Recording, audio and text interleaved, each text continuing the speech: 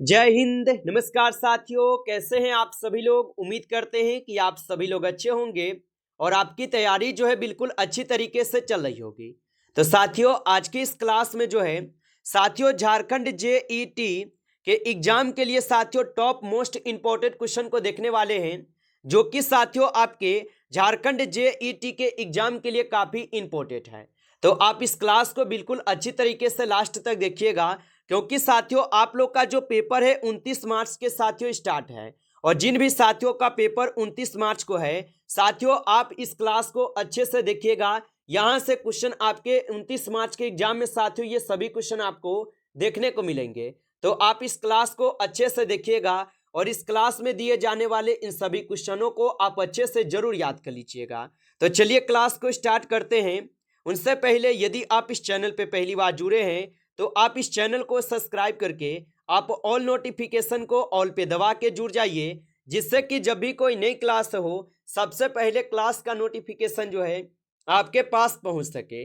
तो आप इस चैनल को सब्सक्राइब कर लीजिए, साथ ही साथ आप जो है इस क्लास को भी साथियों लाइक जरूर कर लीजिएगा। तो चलिए क्लास को स्टार्ट करते हैं और देखिएगा साथियों क्वेश्चन क्या पूछा गया है।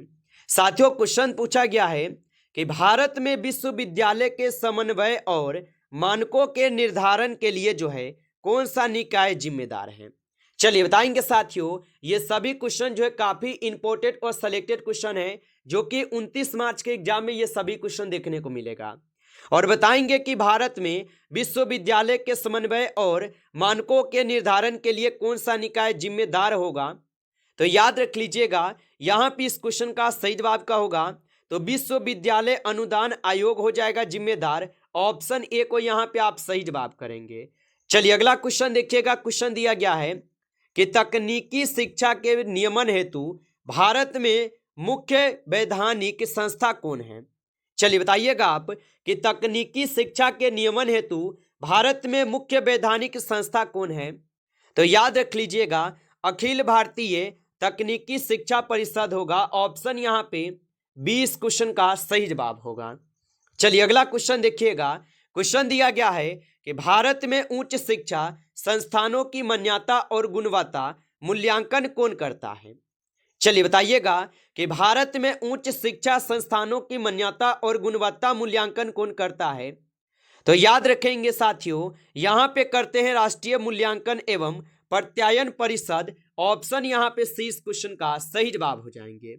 चलिए आगे देखेंगे साथियों, यहां पे क्वेश्चन दिया गया है और क्वेश्चन क्या दिया गया है साथियों कि भारत सरकार द्वारा उच्च शिक्षा संस्थानों की रैंकिंग के लिए कौन सा ढांचा जो है विकसित किया गया है। चलिए बताइएगा साथियों कि भारत सरकार द्वारा उच्च शिक्षा संस्थानों की रैंकिंग के लिए कौन सा ढांचा जो विकसित किया गया है। तो याद रख लीजिएगा, यहां पे इस क्वेश्चन का सही जवाब क्या होगा तो राष्ट्रीय संस्थागत रैंकिंग फ्रेमवर्क जो है यहां पे सही जवाब है, याद रखेंगे। आगे देखेंगे क्वेश्चन दिया गया है। क्वेश्चन है कि डीम्ड टू बी यूनिवर्सिटी का दर्जा किस संस्था की सिफारिश पर जो है दिया जाता है। तो डीम्ड टू बी यूनिवर्सिटी का दर्जा किस संस्था की सिफारिश पर दिया जाता है। तो याद रख लीजिएगा, विश्वविद्यालय अनुदान आयोग पे दिए जाते हैं। ऑप्शन ए सही जवाब है। आगे देखिएगा क्वेश्चन दिया गया है कि ओपन और डिस्टेंस लर्निंग को बढ़ावा देने वाला भारत का प्रमुख केंद्रीय विश्वविद्यालय कौन है। तो ओपन और डिस्टेंस लर्निंग को बढ़ावा देने वाला भारत का प्रमुख केंद्रीय विश्वविद्यालय कौन है। तो याद रख लीजिएगा, यहां पे हो जाएंगे इंदिरा गांधी राष्ट्रीय मुक्त विश्वविद्यालय। ऑप्शन यहां पे बी करेंगे इस क्वेश्चन का सही जवाब। आगे देखिएगा क्वेश्चन यहां पे दिया गया है और क्वेश्चन क्या है कि भारत में प्रथम आईआईटी की स्थापना कहां हुई थी। चलिए बताएंगे आप कि भारत में प्रथम आईआईटी की जो स्थापना है ये कहां हुई थी। तो याद रख लेंगे, इनकी स्थापना जो है आईआईटी खड़गपुर में हुई थी। ऑप्शन यहां पे सी इस क्वेश्चन का सही जवाब है। आगे देखिएगा क्वेश्चन दिया गया है कि भारत में स्वायत्त महाविद्यालय की अवधारणा का उद्देश्य क्या है। चलिए बताइएगा कि भारत में स्वायत्त महाविद्यालय की अवधारणा का उद्देश्य क्या है। तो इसका उद्देश्य क्या होगा तो पाठ्यक्रम व मूल्यांकन में अकादमिक स्वायत्तता। ऑप्शन यहां पे डी सही जवाब है। आगे देखिए क्वेश्चन यहाँ पे दिया गया है और क्वेश्चन क्या है कि अकादमिक क्रेडिट बैंक का मुख्य उद्देश्य क्या है। तो अकादमिक क्रेडिट बैंक का मुख्य उद्देश्य क्या है, तो याद रखिएगा इनका उद्देश्य जो है क्रेडिट ट्रांसफर और संचयन है। ऑप्शन ए कीजिएगा सही जवाब।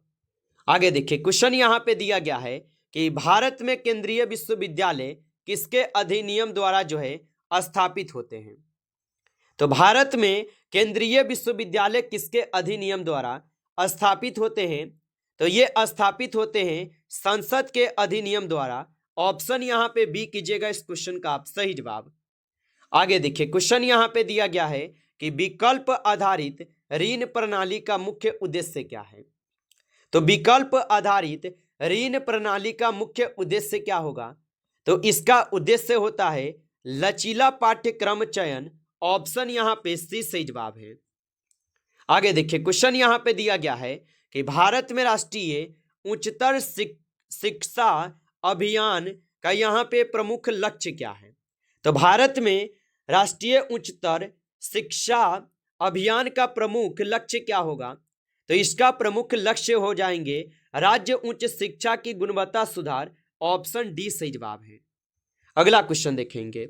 क्वेश्चन दिया गया है यहाँ पे कि यहाँ पे प्रतिष्ठित संस्था योजना का यहाँ पे उद्देश्य क्या है।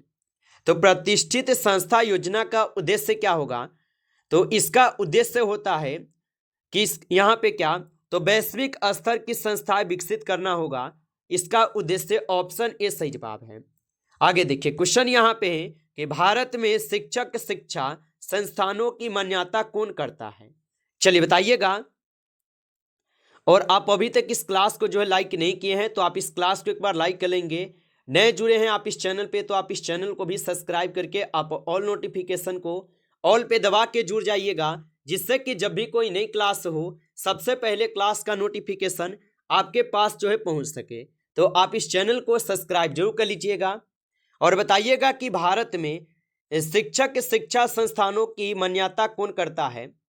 तो याद रख लेंगे इनकी मान्यता जो है राष्ट्रीय अध्यापक शिक्षा परिषद करते हैं। ऑप्शन ए सही जवाब है। आगे देखिए क्वेश्चन यहाँ पे दिया गया है कि MOOCS का मुख्य उद्देश्य क्या है।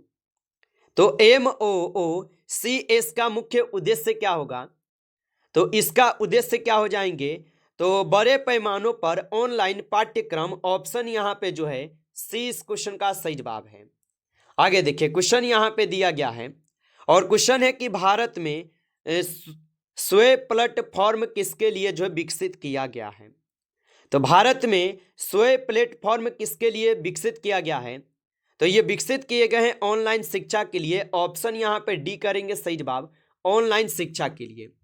आगे देखिए क्वेश्चन यहाँ पे दिया गया है कि NAHEP कार्यक्रम मुख्यतः किस क्षेत्र से संबंधित है। तो NAHEP कार्यक्रम मुख्यतः किस क्षेत्र से संबंधित है, तो ये संबंधित हो जाएंगे कृषि उच्च शिक्षा सुधार से। ऑप्शन ए जो है यहाँ पे इस क्वेश्चन का आपका सही जवाब है, याद रखेंगे। आगे देखिए क्वेश्चन यहाँ पे है कि दोहरी डिग्री कार्यक्रम का मुख्य लाभ क्या है। तो दोहरी डिग्री कार्यक्रम का मुख्य लाभ क्या है, तो इसका लाभ जो है 2 डिग्री एकीकृत रूप में है। ऑप्शन यहाँ पे बी कीजिएगा सही जवाब। आगे देखिए क्वेश्चन यहाँ पे दिया गया है और क्वेश्चन क्या है कि क्रेडिट ट्रांसफार्मर प्रणाली का प्रमुख लाभ क्या है। तो क्रेडिट ट्रांसफार्मर प्रणाली का जो प्रमुख लाभ है ये क्या होगा, तो इसका लाभ क्या हो जाएगा, तो संस्थान बदलने पर क्रेडिट मान्यता। ऑप्शन यहाँ पे जो है सी यहाँ पे इस क्वेश्चन का सही जवाब दिए गए हैं। आगे देखिए क्वेश्चन यहाँ पे दिया गया है कि आउटकम बेस्ड एजुकेशन का मुख्य फोकस जो है क्या है। तो आउटकम बेस्ड एजुकेशन का मुख्य फोकस क्या है, तो इसका यहाँ पे मुख्य फोकस जो है सीखने के परिणाम का आधारित मूल्यांकन है। ऑप्शन डी को सही जवाब करेंगे। आगे देखिए क्वेश्चन यहाँ पे दिया गया है कि सतत विकास लक्ष्यों की निगरानी के लिए वैश्विक स्तर पर प्रमुख कार्यक्रम कौन संचालित करता है। तो सतत विकास लक्ष्यों की निगरानी के लिए वैश्विक स्तर पर प्रमुख कार्यक्रम कौन संचालित करता है, तो आप याद रख लीजिएगा इसको संचालित किए जाते हैं किसके द्वारा, तो इसको संयुक्त राष्ट्र विकास कार्यक्रम के द्वारा संचालित किए जाते हैं। ऑप्शन ए जो है यहाँ पे इस क्वेश्चन का यहाँ पे सही जवाब हो जाएगा संयुक्त राष्ट्र विकास कार्यक्रम के द्वारा। आगे देखिए क्वेश्चन यहाँ पे है कि मानव विकास सूचकांक की अवधारणा किस अर्थशास्त्री से संबंधित है। चलिए बताइएगा, तो मानव विकास सूचकांक की अवधारणा किस अर्थशास्त्री से संबंधित है। तो ये डॉक्टर महबूब उल हक से जो है संबंधित हो जाएगा। ऑप्शन बी सही जवाब है। आगे देखिए क्वेश्चन दिया गया है जलवायु परिवर्तन पर वैज्ञानिक आंकलन रिपोर्ट जो है कौन जारी करता है। तो जलवायु परिवर्तन पर वैज्ञानिक आंकलन रिपोर्ट कौन जारी करता है। तो याद रख लीजिएगा यहाँ पे जारी करते हैं आईपीसीसी। ऑप्शन यहाँ पे सी इस क्वेश्चन का सही जवाब है। चलिए आगे देखेंगे क्वेश्चन दिया गया है। क्वेश्चन क्या है कि भारत में बहुआयामी गरीबी सूचकांक तैयार करने में प्रमुख राष्ट्रीय संस्था कौन है। तो भारत में बहुआयामी गरीबी सूचकांक तैयार करने में प्रमुख राष्ट्रीय संस्था कौन है। तो याद रखेंगे यहाँ पे हो जाएंगे नीति आयोग। ऑप्शन डी सही जवाब करेंगे, नीति आयोग हो जाएगा। आगे देखिए क्वेश्चन दिया गया है कि चिपको आंदोलन मुख्यतः किस पंचवर्षीय मुद्दे से जुड़ा है। चलिए बताएंगे कि चिपको आंदोलन मुख्यतः किस पर्यावरणीय मुद्दों से जुड़ा है। तो चिपको आंदोलन जो है ये वनों की कटाई रोकना से जुड़ा है। ऑप्शन ए करेंगे सही जवाब।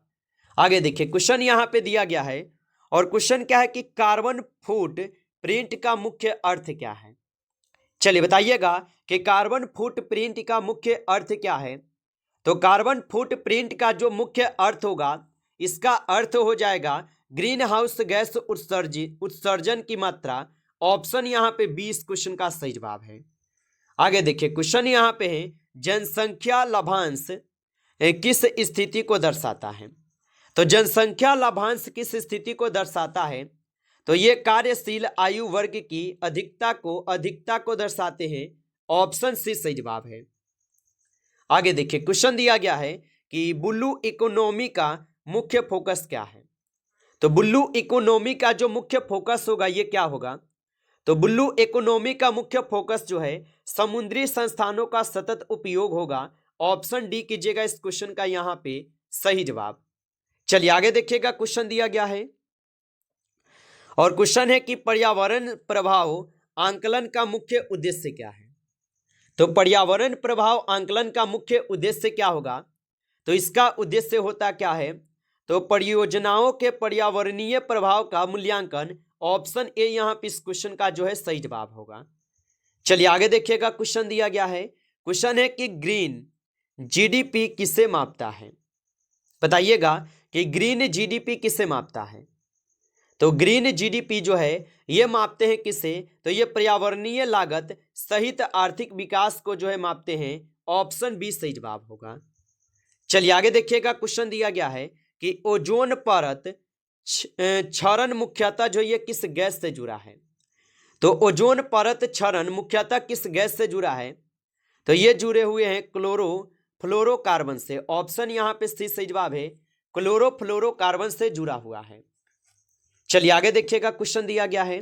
क्वेश्चन है कि सामाजिक पूंजी का अर्थ क्या है। चलिए बताइएगा कि सामाजिक पूंजी का अर्थ क्या है। तो सामाजिक पूंजी का जो अर्थ होता है सामाजिक नेटवर्क व विश्वास होगा। ऑप्शन डी सही जवाब है। आगे देखिए क्वेश्चन यहाँ पे है कि रेन वाटर हार्वेस्टिंग का प्रमुख उद्देश्य क्या है।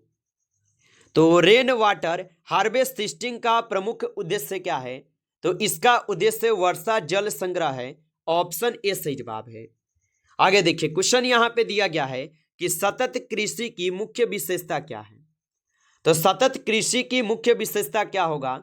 तो सतत कृषि की मुख्य विशेषता पर्यावरण अनुकूलन उत्पादन है। ऑप्शन बी को यहाँ पे सही जवाब करेंगे। आगे देखिए क्वेश्चन यहाँ पे है कि ह्यूमन डेवलपमेंट रिपोर्ट कौन जारी करता है। तो ह्यूमन डेवलपमेंट रिपोर्ट कौन जारी करता है।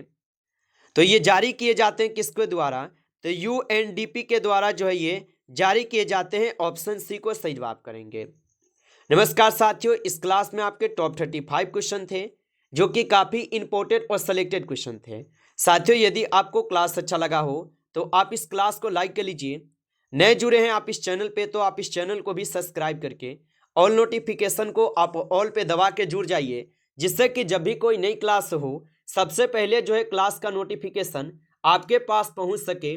तो आप इस चैनल को सब्सक्राइब कर लीजिए और साथियों आप जो है इस क्लास को अपने उन दोस्तों के पास जरूर शेयर कर दीजिए जिनके पास इस क्लास की ज़रूरत हो, तो आप उनको इस क्लास को जरूर शेयर कर लीजिएगा। चलिए फिर मिलते हैं आपसे एक नेक्स्ट टॉपिक के साथ नेक्स्ट क्लास में, तब तक के लिए जय हिंद जय भारत।